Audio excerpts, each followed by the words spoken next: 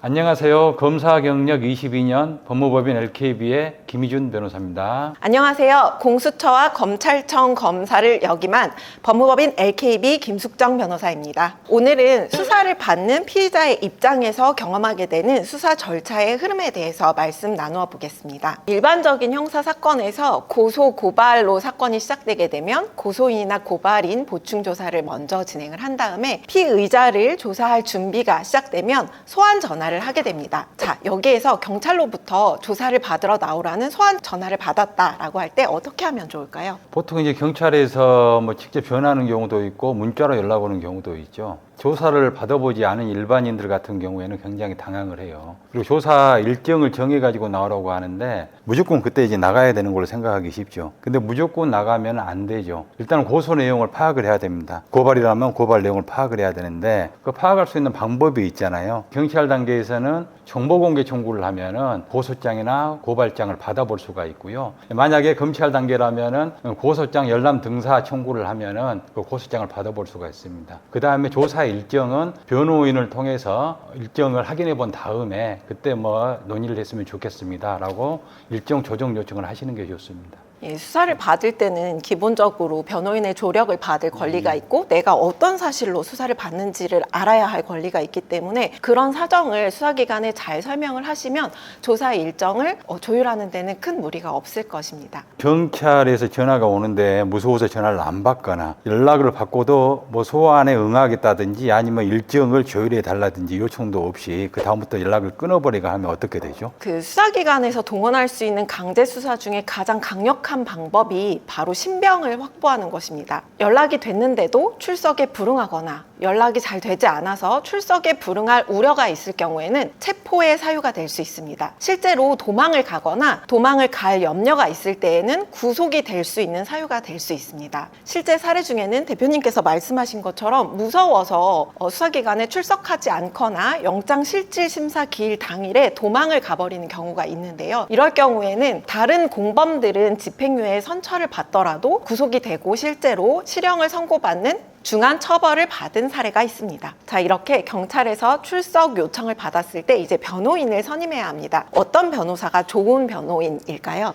아무래도 형사사건이기 때문에 형사 전문 변호사를 선임하는 게 좋겠죠. 근데 어떤 형사 전문 변호사가 정말 이게 훌륭한 변호사인지에 대해서는 일반인들은 잘 모르지 않습니까? 근데 제가 보기에는 일단은 좀 수사를 많이 해본 사람이 변론도 잘할 수밖에 없어요. 수사를 많이 해보면은 이 사건의 쟁점도 쉽게 파악할 수가 있고 막상 조사 과정에 들어갔을 때 그 수사관이 물어보는 질문의 숨은 의도라든가 그런 것도 쉽게 잘 파악을 할 수가 있습니다. 그래서 질문 하나하나에 대해서 유분리를 쉽게 파악할 수 있는 수사 경험이 많은 변호사를 선임을 하는 것이 유리한 결과로 갈 수 있는 가장 좋은 방법이라고 생각을 합니다. 그 얼마 전에 쫄지마 압수수색이라는 그 압수수색 관련된 책을 발간하셨죠. 그 관련해서 한번 질문을 드릴게요. 정식으로 소환 요청이 오기도 전에 갑자기 압수수색 영장을 가지고 와서 휴대폰을 압수해 가려고 시도하는 경우가 간간히 발생하거든요. 중요한 사건인 경우에 이런 강제 수사를 먼저 시도를 하는데 이런 경우에 어떻게 대처를 하는 게 가장 좋은 방법입니까? 두 가지 입장에서 생각을 해볼 수 있을 것 같습니다. 일단 압수수색을 당하는 사람 입장에서는 어떤 범죄 사실로 이 휴대전화에 저장돼 있는 전자정보를 가지고 가려고 하는 것이냐, 그걸 먼저 파악하는 것이 굉장히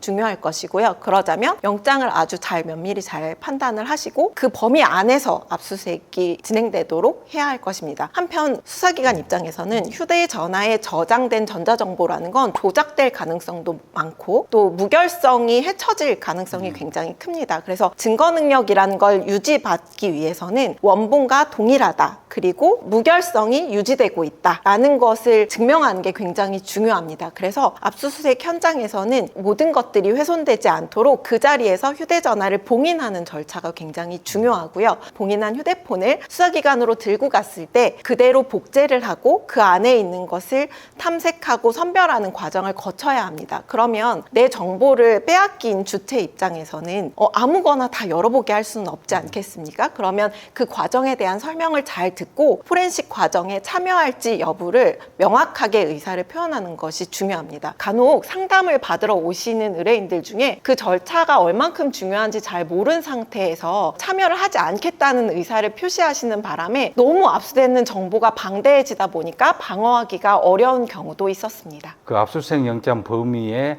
한정돼서만 압수가 되도록 해야 되는데 사실 수사기관 입장에서는 그런 절차가 귀찮기 때문에 별거 아니라는 식으로 해가지고 은근히 그냥 포렌식 절차에 참여하지 않도록 유도하는 경우도 있잖아요. 그런 것에 넘어가서는 충분하게 방어권을 행사하기 어렵겠죠. 한번 참여 의사를 포기했다고 하더라도 그 의사는 언제든지 번복을 할 수 있습니다. 그렇기 때문에 이 절차에 대해서 이해를 하신 다음에는 바로 수사기관에 전화를 거셔서 향후 진행되는 절차에는 참여를 하고 싶다라는 의사를 밝히시면 됩니다. 요즘은 휴대폰이 정말 이게 가장 중요한 증거고 수사기관 입장에서도 또 피의자라든가 참고인들 입장에서도 가장 위험한 물건이죠. 그 안에 이제 모든 인생 기록이 들어있기 때문에 어떻게 보면은 정말 치명적인 무기이면서 치명적인 약점이 될 수도 있는 겁니다. 자, 이제 조사 일정이 정해졌습니다. 그러면 이 절차에 어떻게 대비를 해야 할지요? 조사 일정이 정해졌다고 해서 막바로 나가면 안 되겠죠. 일단은 이제 고소 사실을 정밀하게 분석을 해서 어떤 게 맞고 어떤 게 틀린지에 대해서 정확하게 구분을 해야 됩니다. 그리고 이제 고소 사실을 분석을 해가지고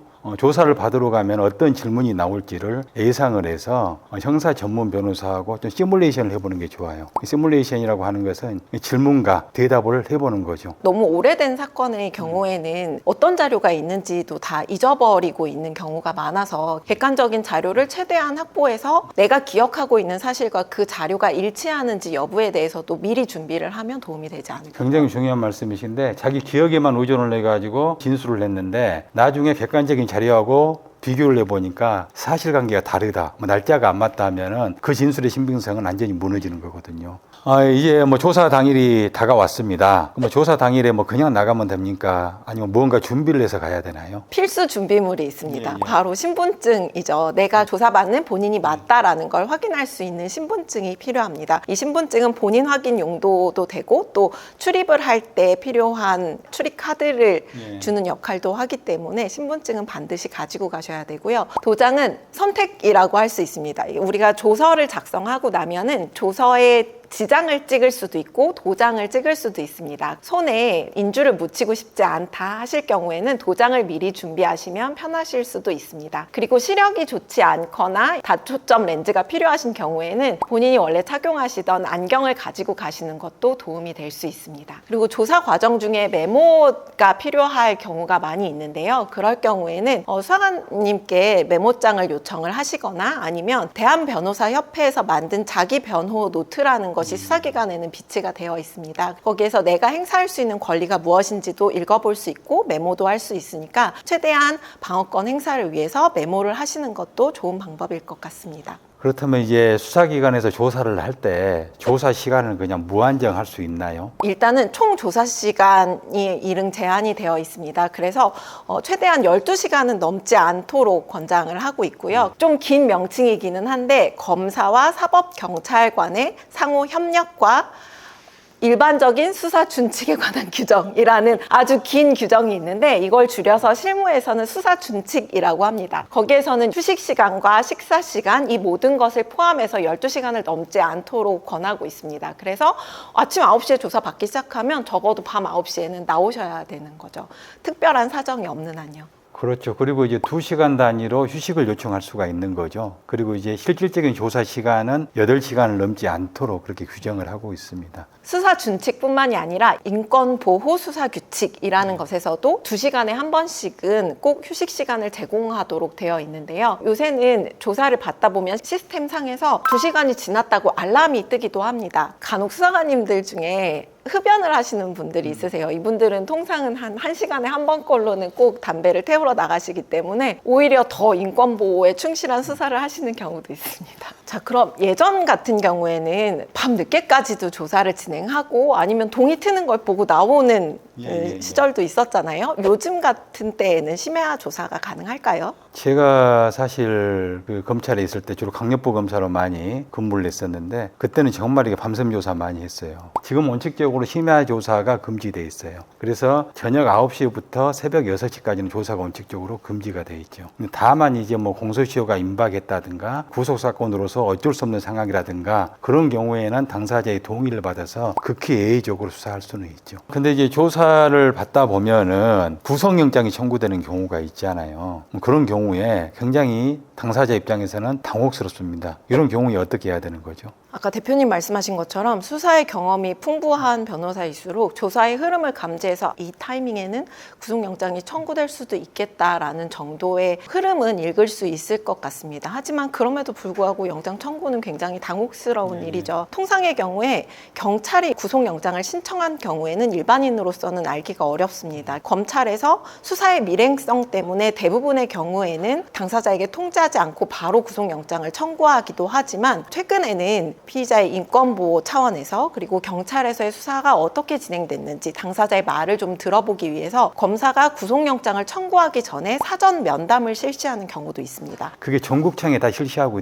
있지는 않아요. 그래서 청별로 이제 선별적으로 하고 있고 또 모든 사건에 대해서 그렇게 하고 있는 것 같지는 않아서 실질적으로 경찰에서 영장을 신청을 하고 검사가 청구를 하면은 그 과정 자체를 당사자는 모르는 경우가 많습니다. 검사가 영장을 청구하게 되면 법원에서 신문기일을 지정해서 당사자에게 통지를 합니다. 그럴 경우에는 법원 영장계의 영장 사본을 요청해서 받아서 어떤 사유로 내가 구속영장이 청구가 되어 있는지 내용을 명확하게 확인을 하고 구속 전 피의자 신문기일에 출석을 해서 본인은 구속의 필요성이 없다라는 사정을 잘 설명하시면 됩니다. 그 영장 법정에 가가지고 영장을 기각시키기 위해서 변론을 해야 되는데 그 준비하는 시간이 굉장히 짧다는 게 문제이기 때문에 처음에 수사 단계에서부터 실무 경험이 많은 변호사를 선임을 해서 그 흐름을 제대로 읽고 미리 사전에 충분히 준비를 해야만이 영장 기각이라는 좋은 결과를 얻어낼 확률이 높은 것 같아요. 제 경험에 비추어 보면.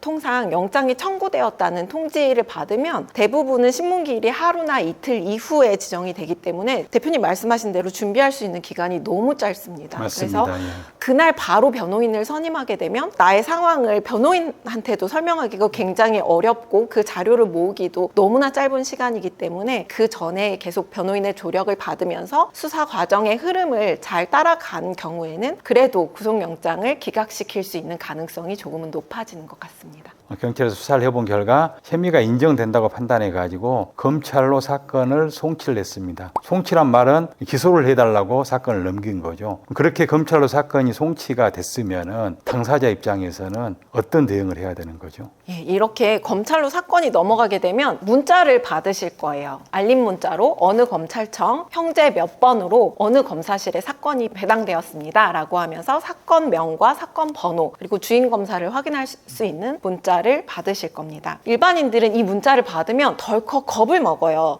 경찰이 기소를 했대. 기소를 할 수 있는 권한은 검사에게 있습니다. 일단 경찰이 검찰로 사건을 송치하고 나면 이것을 기소할지 말지 여부를 검사가 면밀히 검토를 하게 됩니다. 그러면 검사실에서 바로 보안 수사를 진행을 해서 사건을 마무리한 다음에 법원으로 기소를 할지 아니면 경찰에 이런 부분이 조금 부족하니까 이 부분을 다시 수사해 주세요 라고 해서 보완 수사 요구를 할지를 검사가 결정을 하게 되는 겁니다. 그렇기 때문에 송치 결정이 났다 해가지고 그 단계에서 포기해서는 안 되고 거기서 결론을 뒤바꾸기 위해서 최선을 다해야 되는 거죠. 예, 오늘은 피의자 입장에서 수사 절차가 어떻게 진행되는지 말씀 나누어 보았습니다. 오늘 영상이 도움이 되셨다면 좋아요, 구독 눌러주시고요. 다음번에는 고소인, 고발인 입장에서 또 수사 절차가 어떻게 진행되는지 한번 준비해 보도록 하겠습니다. 감사합니다. 감사합니다.